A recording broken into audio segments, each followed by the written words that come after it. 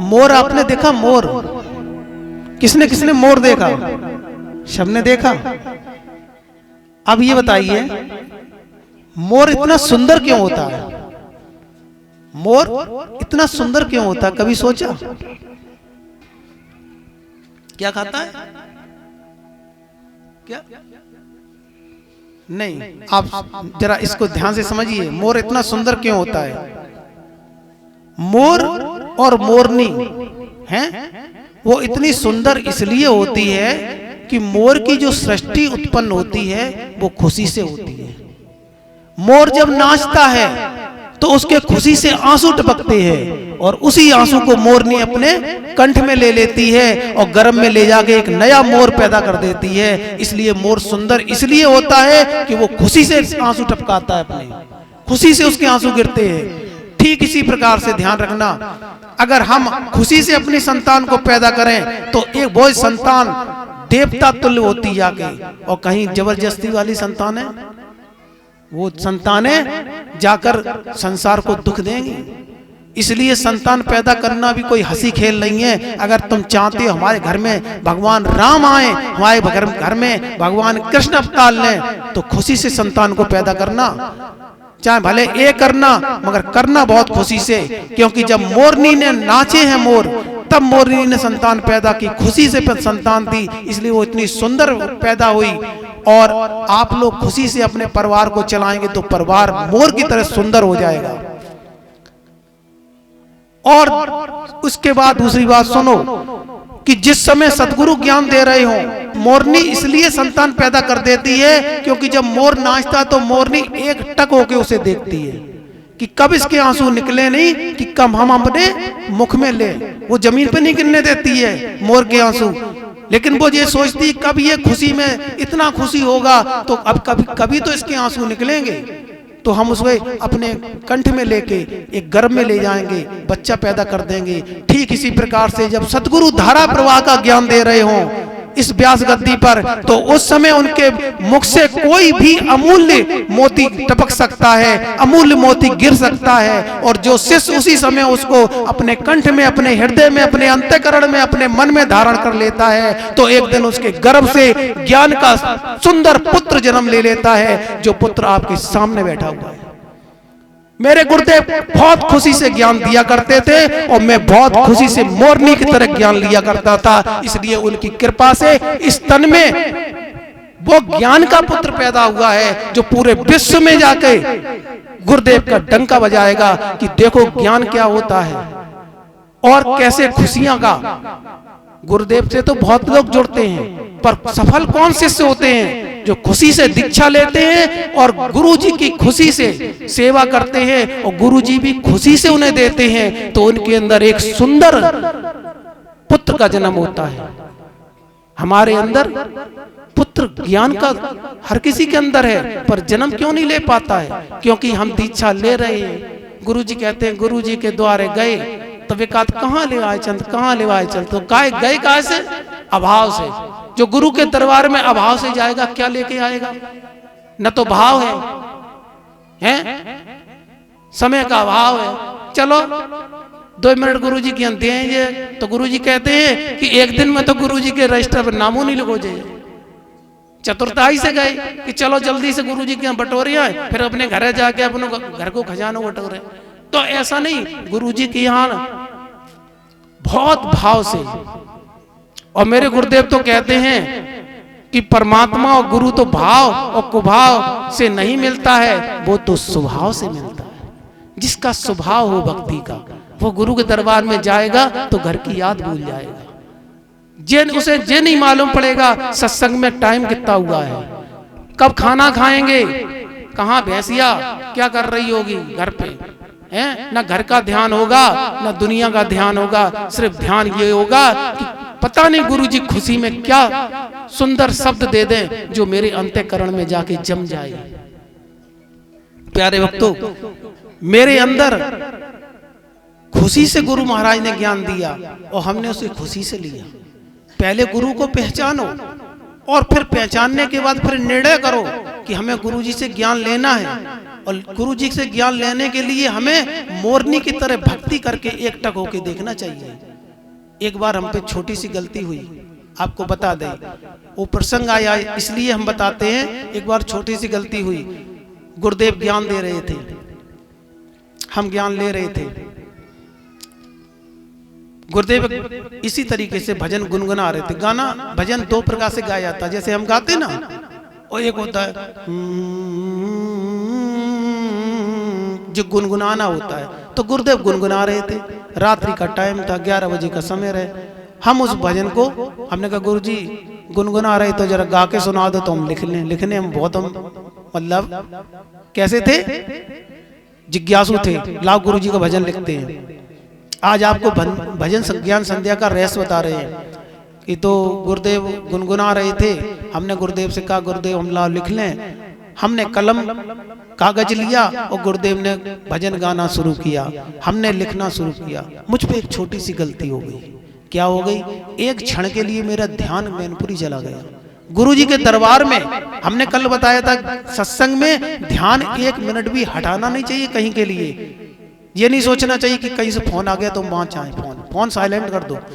कहने का मतलब ध्यान ना हट जाए वहां पे। मेरा 1 सेकंड के लिए ध्यान घर पे गया नहीं कि गुरु जी का सुंदर भजन कट गया। अब गुरुदेव रोने लगे। आपको हम ये वो बात बता रहे, सुन के मेरे रोंगटे खड़े हो जाएंगे, आपके भी हो जाते हैं। मेरे गुरुदेव ने रो के परमपिता परमात्मा से क्या कहा कि हे परमात्मा, मैंने इस लाल की झोली में अपने जीवन की सारी भक्ति आध्यात्मिक कमाई डाल दी है, फिर ये भजन रुक क्यों गया, ये भजन पूरा क्यों नहीं आया। मेरे गुरुदेव ने आंसू बहाए, गलती मेरी थी। जैसे हमने कहा एक टक होके मोरनी सेकती है, मैंने एक टक होके उस भजन को नहीं लिख पाया, इसलिए वो भजन कट गया। उसी दिन मैंने प्रतिज्ञा की कि हे गुरु महाराज, मैंने गलती की, मेरी गलती पे आंसू आपने बहाए, इसलिए मैं आज से प्रतिज्ञा करता हूं कि जब तक मेरे श्वास में श्वास रहेगी, मैं उसी श्वास को ध्यान में रखते आपको भजन ज्ञान संध्या सुनाता रहूंगा, चाहे जनता सामने हो चाहे ना हो। इसलिए हमारी संध्या हमारी और गुरु महाराज की भक्ति का मिलन होता है, जिसे आप धारा प्रवाह भजन संध्या रात में सुनते हैं। तो वो भजन क्या था, आपको भजन भी सुना देते हैं। जितना मेरे भाग्य में आया वो भजन क्या था वो आपको सुनाते हैं। नादु बिंदम कालतीतम पाया, नादु बिंदम कलातीत पाया। नादु बिंदम, वो नाद, वो बिंदु जिसे काल नहीं खा सकता है। नादु विंदम कालतीतम पाया, जिंदगी मुस्कुराने लगी है। ओ नादु बिंदम कलातीत पाया, जिंदगी मुस्कुराने लगी है। हो न जाऊं खुशी में न पागल, हो न जाऊं खुशी में न पागल। बंदगी अब तो गाने लगी है। नादु बिंदम कलातीत पाया, जिंदगी मुस्कुराने लगी है। नादु बिंदम पति को है पाया। कल क्या कहा था, हमारा पति कौन है? कौन है? परमात्मा। तो नादु विंदम पति को है पाया, जिंदगी मुस्कुराने लगी है। रह न जाए तमन्ना कोई बाकी, रह न जाए तमन्ना कोई बाकी। हर कली अब तो खिलने लगी है, हर कली मुस्कुराने लगी है। नादु विंदम, नादु बिंदम शब्द को है पाया। शब्द नादम की तहरीर सुनकर, तहरीर माने बातचीत। नादु विंदम शब्द को है पाया, शब्द नादम की तहरीर सुनकर हो न जाऊं खुशी में न पागल, जिंदगी मुस्कुराने लगी है। नाद विंदम प्रभु जी को पाया, जिंदगी मुस्कुराने लगी है। और नाद विंदम गुरु जी को पाया, जिंदगी अब तो गाने लगी है। हर कली मुस्कुराने लगी है, जिंदगी अब तो गाने लगी है। प्रेम से बोलो नाद विंदम कालातीतम त्रिगुण रहतम चक्षु उन्मलिन सद्गुरु गुरुवे नमः। ये सबसे लास्ट का ज्ञान आज आया है। ये इसलिए आ गया है कि विषय उसी से संबंधित चल रहा था। जब गुरुजी शरीर छोड़ने के लिए थे तो हम कहते चतुर शिष्य वो होता है जो आगे की मांग ले गुरुजी से। हमने गुरुजी से क्या मांगा अब बता दे रहे, कल मांगने वाली बात बताई थी हमने, लेकिन हमने गुरुजी से क्या मांगा? गुरुजी शरीर तो छोड़ने ही पड़े। बोले हाँ, तो हमने कोई ऐसी युक्ति बता दे शरीर छोड़ने के बाद भी हमारा आपका बिछोड़ ना हो, हमारा आपका मिलन बना रहे। तो गुरुजी ने कही जो तो चेला माओ बहुत तेज है, जन तो बची मांग ली कि मरने के बाद भी हमारी आपसे जुदाई ना हो। शरीर मर जाता है फिर आत्मा से क्या आप बात कर लोगे? आपके पूर्वज मर गए फिर क्या बात कर लोगे उनसे? लेकिन हमने वही बात ध्यान में करी, हमने गुरुजी को शरीर छोड़ी है, फिर हम क्या करें? तो हमने गुरुजी से गुरुजी कोई तरीका बताओ कि शरीर छूट जाए और हमारी आपसे मुलाकात रहे, हमारी आपसे बात रहे।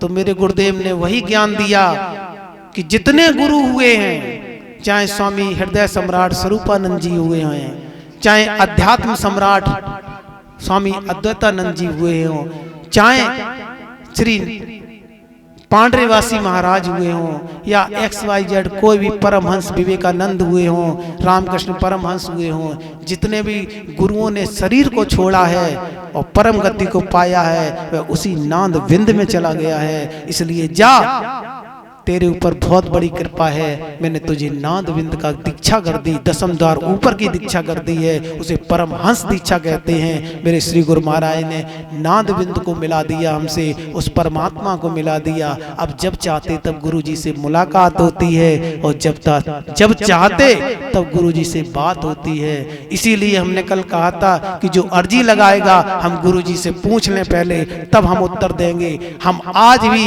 हम जब चाहें तब गुरुजी से जैसे आपसे बात करते हैं ऐसे हमारी बात और मुलाकात होती है। ऐसे ही आपको अगर आप चतुर शिष्य होंगे और गुरु कर लिए तो शरीर एक दिन हमारा भी छूट जाएगा, लेकिन शरीर छूटने के बाद भी जो जिंदा रहे उसे ही सदगुरु कहते हैं। प्रेम से बोलो सदगुरुदेव भगवान की। तो इसलिए एक एक बात को अपने हृदय में धारण कर लेना और चतुरताई से पूछ लेना। समय का कोई भरोसा नहीं होता है, आज मिले कल न मिले, कल मिले परसों न मिले। इसलिए वो युक्ति पूछ लेना, गुरु को मांग लेना और गुरु से ये भी मांग लेना कि गुरु जी आप अगर चले गए तो हम आपसे कैसे मुलाकात करेंगे और कैसे बात करेंगे। इसी वही क्रिया से आज हम धारा प्रवाह में सत्संग बोल पाते हैं। और धारा प्रवाह, धारा कहते हैं, राधा को धारा कहते हैं। राधा का उल्टा क्या है? राधा का उल्टा क्या? हम लोग कहते हैं राधे राधे, राधा का उल्टा क्या है?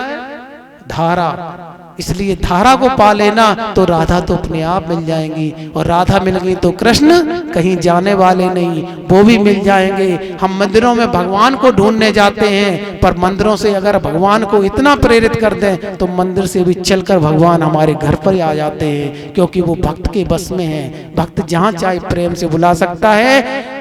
प्रेम से कहा है, प्रेम से प्रकट होत भगवाना, प्रेम से प्रकट होत में जाना। इसलिए प्रेम से अगर आप लोग पुकारेंगे तो भगवान सदगुरु वहीं पे प्राप्त हो जाएंगे। पर एकाग्रचित होके अगर सत्संग को सुनेंगे और गुरु महाराज के द्वारा कही हुई बात अगर अपने आंचल में संभाल लेंगे।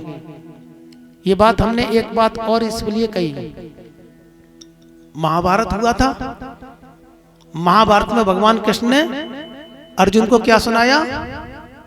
गीता है। हमारे गुरुदेव ने हमें ये नई बात बताई थी, इसलिए हम आपको भी बता रहे हैं। भगवान कृष्ण ने अर्जुन को महाभारत में सुनाई थी गीता।